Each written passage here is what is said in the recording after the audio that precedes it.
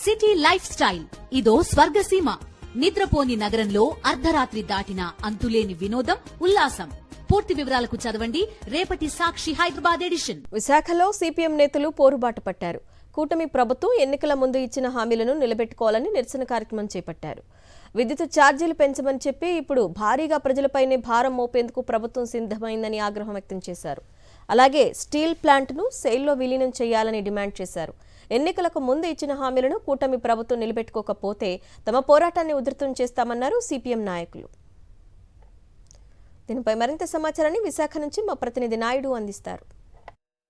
నిత్యావసర వస్తువుల ధరలు తగ్గించాలని, పెంచిన విద్యుత్ ఛార్జీలను రద్దు చేయాలని, అలాగే స్టీల్ ప్లాంట్ను సెయిల్లో విలీనం చేయాలనే డిమాండ్తో సిపిఎం పార్టీ నిరసన కార్యక్రమానికి పిలుపునిచ్చింది. ప్రజాపోరు పేరుతో గత 15 రోజులుగా అనేక రూపాల్లో నిరసన కార్యక్రమాలు చేపడుతున్నారు. ఈ నిరసన కార్యక్రమాలకు సంబంధించిన మరిన్ని విషయాలు మనతో మాట్లాడడానికి విశాఖ జిల్లా సిపిఎం కార్యదర్శి జగ్గినేడు ఉన్నారు.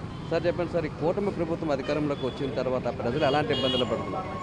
రాష్ట్రంలో టీడీపీ, జనసేన, బీజేపీ కూటమికి అధికారం ఇస్తే ప్రజలు ధరల ద్వారా తగ్గుతాయి, కరెంటు ఛార్జీలు తగ్గుతాయి, స్టీల్ ప్లాంట్ అమ్మకం ఆగిపోతుంది, యువత ఉద్యోగాలు వస్తాయి, రైతులకేమొచ్చి గిట్టుబాటు ధరలు వస్తాయి అని చెప్పని భావించి ప్రజలు నమ్మి టీడీపీ, జనసేన కూటమిని గెలిపించారు.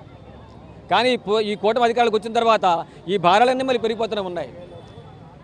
2 నెలల క్రితం పామాయిల్ ధర లీటరు 90 రూపాయలు ఉంటే ఈరోజు 137 రూపాయలు ఉంది. అలాగే సన్ఫ్లవర్ ఆయిల్ ధర 105 రూపాయలు ఉంటే 145 రూపాయలు అయింది. 1 లీటర్ మీద 40 రూపాయలు 40 రూపాయలు పెంచేశారు. ట్రూఅప్ ఛార్జీల మీద, ఇంధన సర్దుబాటు ఛార్జీల పేరు మీద కరెంట్ ఛార్జీలని ఈరోజు దాదాపు 6,000 కోట్ల రూపాయలు అదనపు ఛార్జీలు ప్రజల మీద భారాలు వేశారు. మాకు అధికారం ఇవ్వండి, మేము ధరలు పెంచాం, కరెంట్ ఛార్జీలు మేము అదుపులో తీసుకొస్తామని చెప్పి ప్రభుత్వం హామీ ఇచ్చింది ఆ రోజు. కానీ దాని భిన్నంగా పరిపాలన సాగిస్తూ ఉన్నారు. అత్యాచారాలు మహిళల మీద, పిల్లల మీద విపరీతంగా పెరిగిపోతూ ఉన్నాయి. ఖచ్చితంగా ఇప్పుడు 8,000 కోట్ల కాదు, రేపు రాబోయే కాలానికి కూడా 11,000 కోట్ల రూపాయలు భారం అనేది వేయడానికి కూడా సిద్ధంగా ఉంది. అందుకనే 19,000 కోట్ల రూపాయలు ప్రజల మీద భారం పడితే మొత్తం కరెంటు వినియోగదారులకే కాదు, కరెంటు మీద తయారయ్యే ప్రతి వస్తువు ధర అనేది భారీగా పెరిగే అవకాశం ఉందని చెప్పి మేము ఈ ప్రభుత్వానికి హెచ్చరిస్తున్నాం. మందు విపరీతంగా ప్రజల్లోకి వెళ్ళి ఏర్పాటు చేశాడు. బార్ షాపులు అవి పెంచేశారు. తర్వాత ఏమో బెల్ట్ షాపులు కూడా విపరీతంగా పెరిగాయి. గతంతో పోల్చుకుంటే ఇప్పుడు రోడ్లు కొలిచే వాళ్ళ సంఖ్య పెరిగిపోయింది, బండ్లు ఆపే వాళ్ళ సంఖ్య పెరిగిపోయింది, తాగుడు పెరిగింది. ఫలితంగా ఆడవాళ్ళ మీద అత్యాచారాలు విపరీతంగా పెరిగాయి. గవర్నమెంట్ నడపాలి అంటే తాగుబోతులు తాగాలి, గవర్నమెంట్కి డబ్బులు రావాలి. విశాఖపట్నంలో ఎప్పుడూ లేదండి. ఈ ఆక్సిజన్ టవర్స్లోనే గంగా అని ఇంటి పని చేసుకున్న అమ్మాయి దొంగతనం తప్పుడు ఆరోపణ చేస్తే పోలీసులు తీసుకెళ్లి కాళ్ళు ఎరగొట్టారు. ఆ అమ్మాయి సంవత్సరమైనా నడుస్తుందో లేదో గ్యారంటీ లేదు. డబ్బులు ఇవ్వండి, నష్టపరిహారం ఇవ్వండి అంటే హోమ్ మినిస్టర్ పట్టించుకోరు, చంద్రబాబు నాయుడు పట్టించుకోరు, కలెక్టర్ పట్టించుకోరు. మరి ఎవరికెళ్ళి చెప్పుకోవాలి?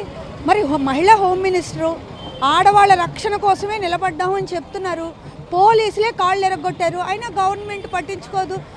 ఎన్నికలకు ముందు కూటమి ప్రభుత్వం విద్యుత్ ఛార్జీలను పెంచబోమని హామీ ఇచ్చిందని, అలాగే నిత్యావసర వస్తువుల ధరలు కూడా పెంచమని, విశాఖ స్టీల్ ప్లాంట్ను కాపాడుతామని హామీ ఇచ్చిందని, ఈ హామీలన్నింటినీ కూడా అధికారంలోకి వచ్చిన తర్వాత కూటమి ప్రభుత్వం మర్చిపోయిందని, ఇచ్చిన హామీని నిలబెట్టుకోవాల్సిన బాధ్యత కూటమి ప్రభుత్వం మీద ఉందని, లేదంటే రానున్న రోజుల్లో తమ ఉద్యమాన్ని మరింత ఉధృతం చేస్తామని చెప్తున్నారు. కెమెరామెన్ రమేష్తో నాయుడు, విశాఖపట్నం నుంచి.